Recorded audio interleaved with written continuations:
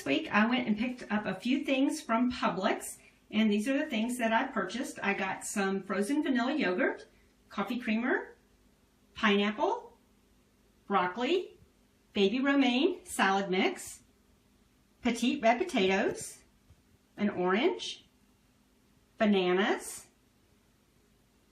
I got a bag of sugar and a bag of flour, that's all-purpose unbleached flour, a dozen eggs, a pound of butter, and it's the unsalted butter, whole wheat English muffins, some frozen strawberries and frozen raspberries, some Boar's Head honey maple ham and honey maple turkey for sandwiches next week, some chicken tenders, and some salmon.